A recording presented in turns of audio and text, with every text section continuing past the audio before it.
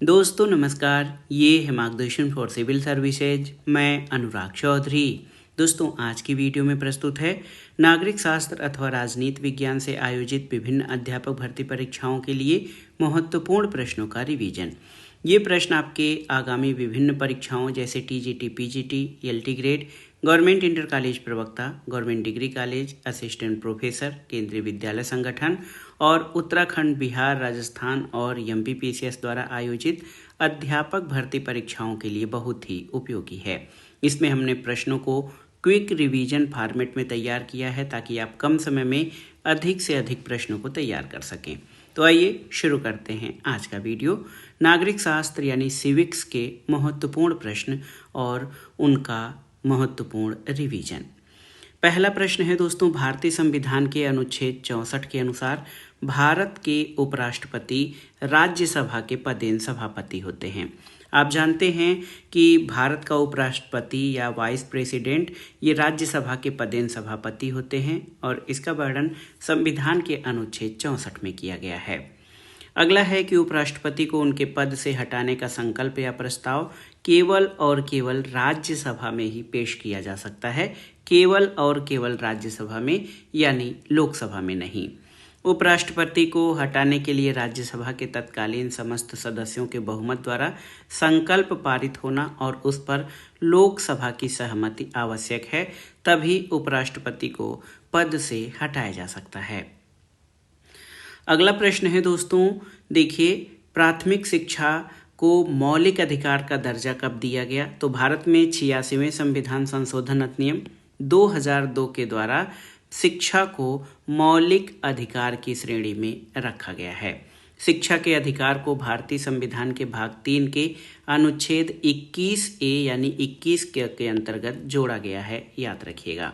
और अनुच्छेद 21A के तहत राज्य 6 से 14 वर्ष की आयु के सभी बच्चों को अनिवार्य और निःशुल्क शिक्षा उपलब्ध कराने के लिए बाध्य है और ये नागरिकों का मूल अधिकार है। वर्तमान में अगर द्विसदनीय जो है विधायिकाओं की बात की जाए राज्यों में, तो वर्तमान में भारत के केवल 6 राज्यों में विधान परिषद अस्तित्व में है, यानी 6 राज्यों में विधानसभा के साथ विधान परिषद अस्तित्व है। जिन 6 राज्यों में विधान परिषदें हैं उसमें याद रखिएगा आंध्र प्रदेश, कर्नाटक, महाराष्ट्र, तेलंगाना, बिहार और उत्तर प्रदेश, ये 6 राज्य हैं जिसमें राज्य विधानमंडल द्विसदनात्मक है, यानी यहाँ पर विधानसभा और विधान परिषद दोनों हैं। तो ये 6 राज्य हैं आंध्रा, कर्नाटक, महाराष्ट्र, तेलंगाना, बिहार और उत्तर प्रदेश। उड़ीसा राज्य की शासन व्यवस्था में विधान परिषद का अभाव है, यानी वहाँ पर एक सदनी व्यवस्था है, क्योंकि 6 राज्य ऐसे हैं जहाँ पर विधानमंडल द्विसदनी है।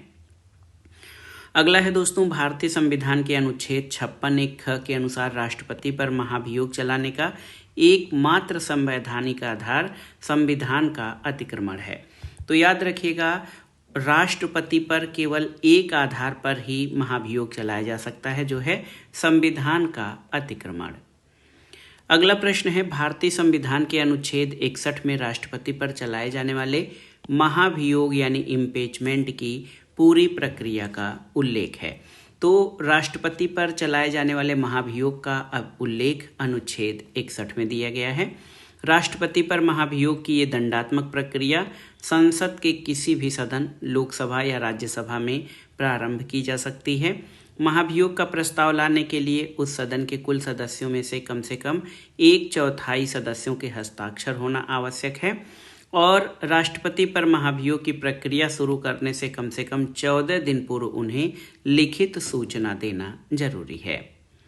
एक और महत्वपूर्ण तथ्य है कि भारत में प्रांतों यानी राज्यों में द्वैध शासन व्यवस्था का प्रारंभ भारत शासन अधिनियम 1919 के तहत हुआ था और भारत सरकार अधिनियम 1919 को मॉन्टेग्यू चेम्सफोर्ड सुधार के नाम से भी जाना जाता है।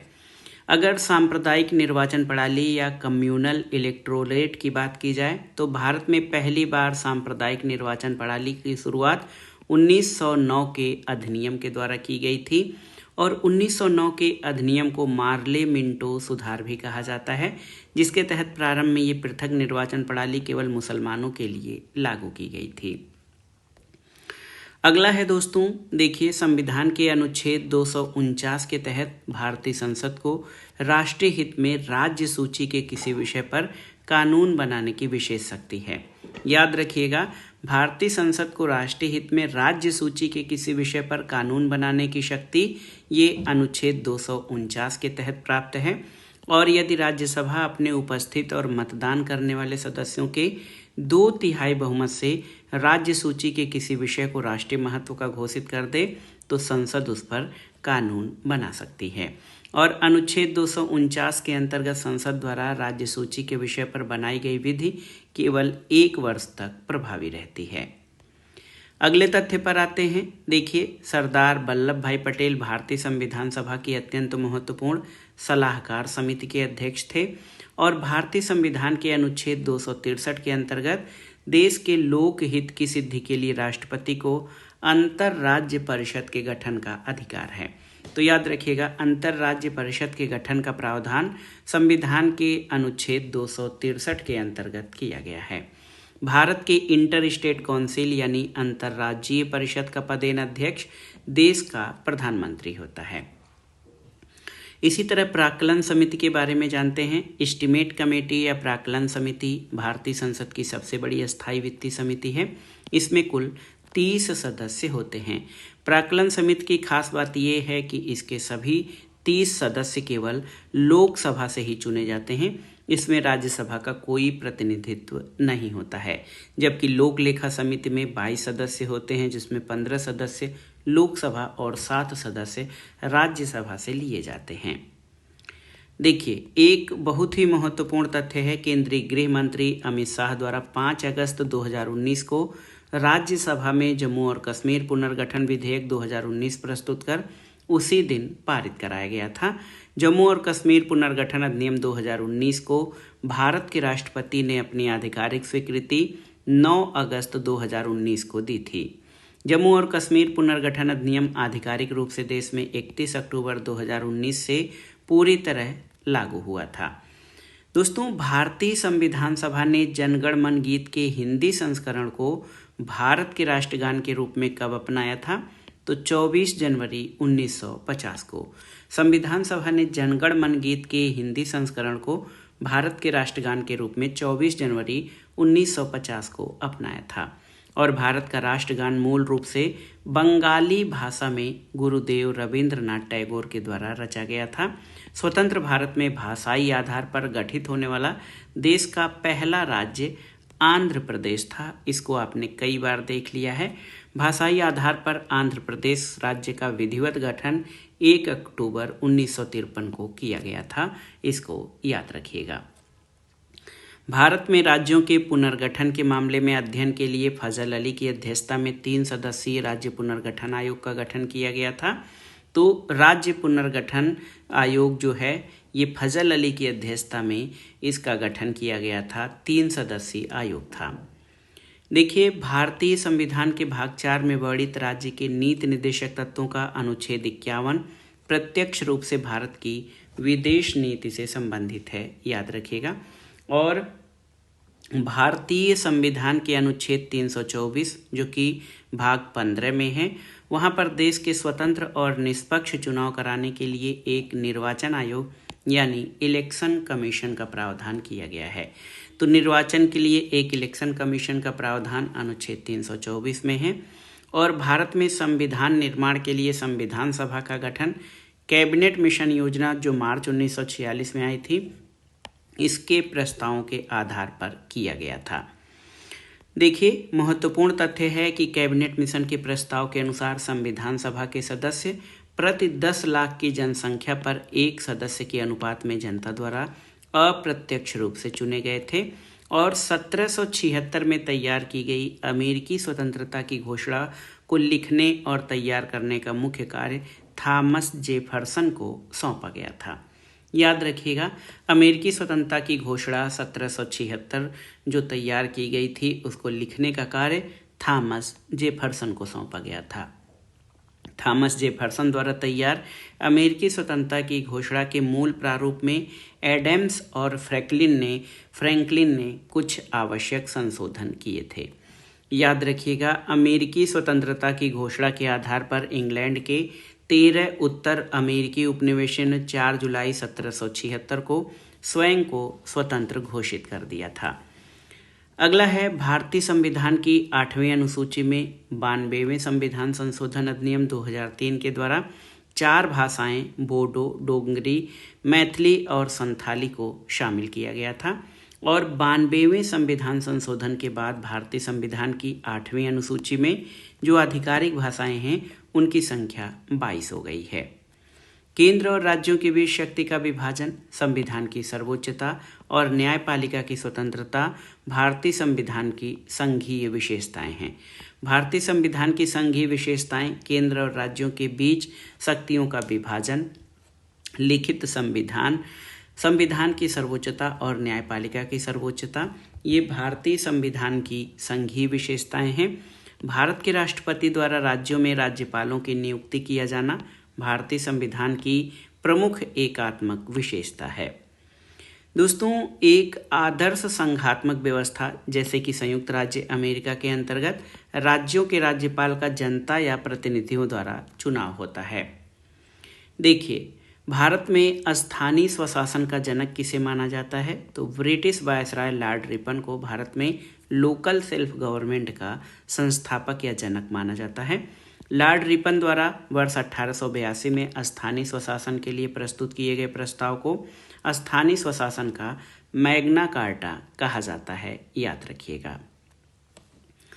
अगला प्रश्न है, नॉर्वे के निवासी ट्रिगवेली ने वर्ष 1946 से 1952 तक संयुक्त राष्ट्र संघ के पहले महासचिव के रूप में कार्यरत थे। तो संयुक्त राष्ट्र या यूएनओ के पहले महासचिव ट्रिगवेली थे जो नॉर्वे के थे। संयुक्त राष्ट्र संघ के वर्तमान महासचिव एंटोनियो गुटरेस हैं जो यूरोपीय देश पुर्तगाल के मूल निवासी हैं। देखिए, आधुनिक भारत का जनक या भारत में पुनर्जागरण का जनक राजा राममोहन राय को कहा जाता है। राजा राममोहन राय को भारतीय पुनर्जागरण का अग्रदूत और आधुनिक भारत के पिता की उपाधि से विभूषित किया जाता है। तोहफत उल मुहावदीन राजा राममोहन राय द्वारा फारसी भाषा में लिखी गई प्रसिद्ध पुस्तक है। और देखिए, तोहफत उल मुहावदीन नामक पुस्तक मुख्य रूप से समाज में व्याप्त तर्कहीन धार्मिक विश्वासों, भ्रष्ट प्रथाओं की निंदा करती है और एकेश्वरवाद का समर्थन करती है।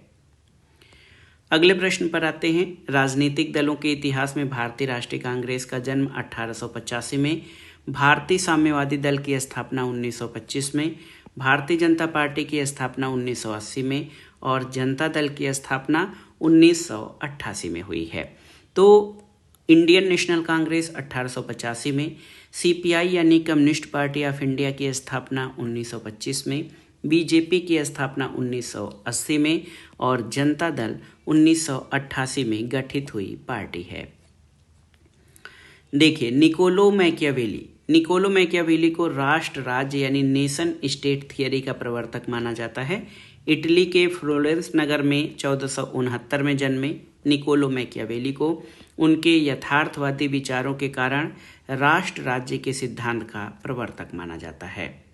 देखिए, समानता के महत्व पर विचार करते हुए हेराल्ड जोसेफ लास्की ने कहा है कि समानता के बिना स्वतंत्रता हो ही नहीं सकती और जहां अमीर साहूकार और शिक्षित अशिक्षित का बड़ा अंतर होगा वहां मालिक और नौकर अवश्य मिलेंगे।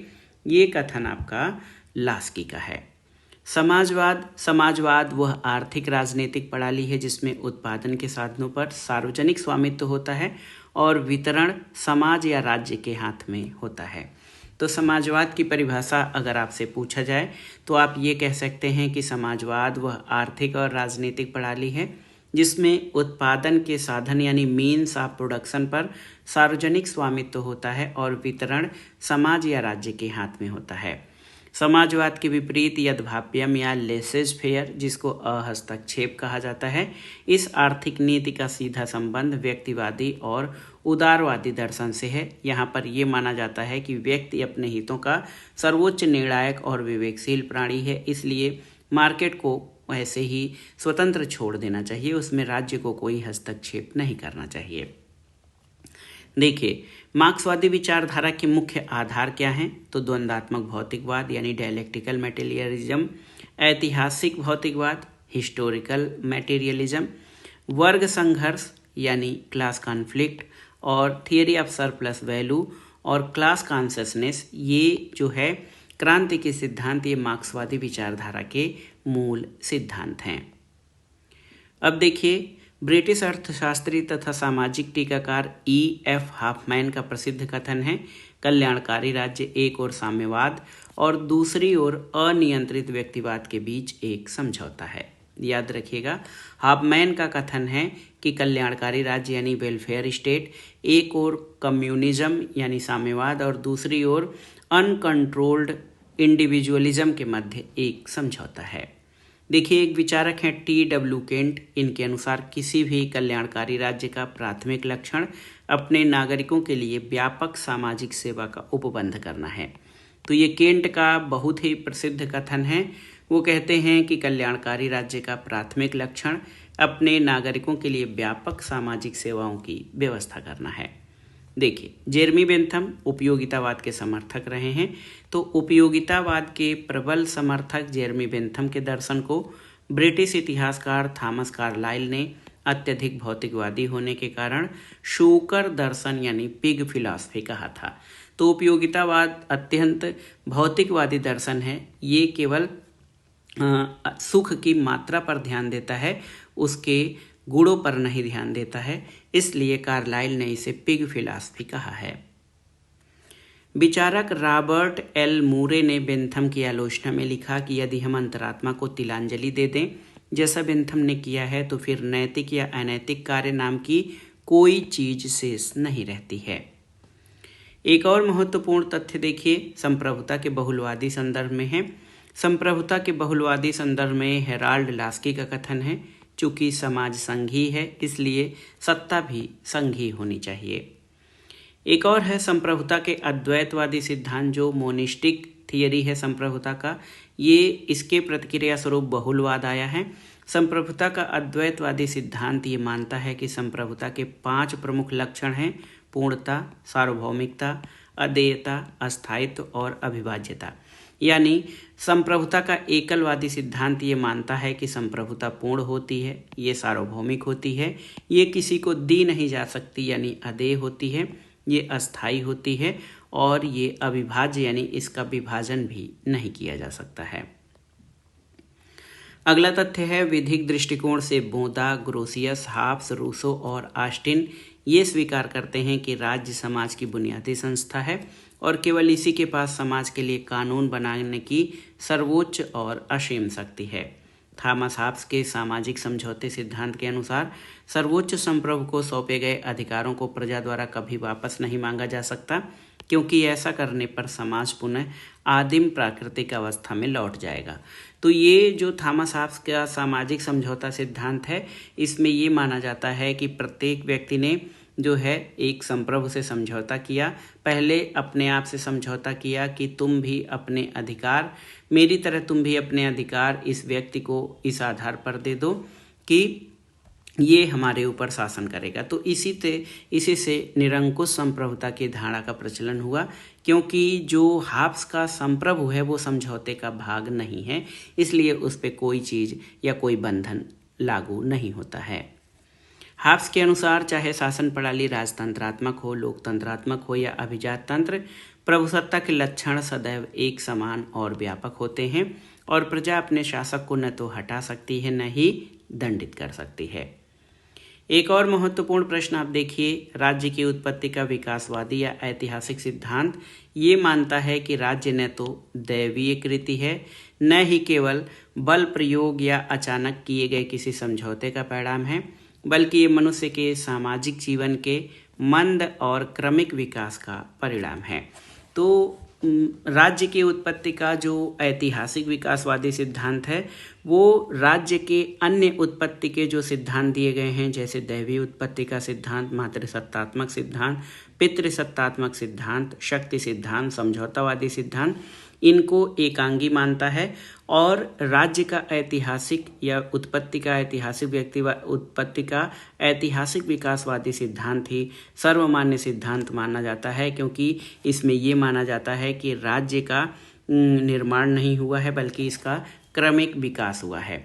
तो इस तरह से दोस्तों हमने नागरिक शास्त्र अथवा राजनीति विज्ञान से आयोजित परीक्षाओं के लिए उन महत्वपूर्ण प्रश्नों को कवर किया जो आपके आगामी परीक्षाओं के लिए बेहद महत्वपूर्ण है। हमने कम समय में क्विक रिवीजन के द्वारा इसको कवर करने का प्रयास किया है ताकि आप अधिक से अधिक प्रश्नों को तैयार कर सकें। ये वीडियो आपको कैसा लगा हमें कमेंट बॉक्स में ज़रूर बताइएगा। वीडियो को लाइक करें, शेयर करें और इस चैनल मार्गदर्शन फॉर सिविल सर्विसेज को सब्सक्राइब करें। वीडियो देखने के लिए धन्यवाद। नमस्कार।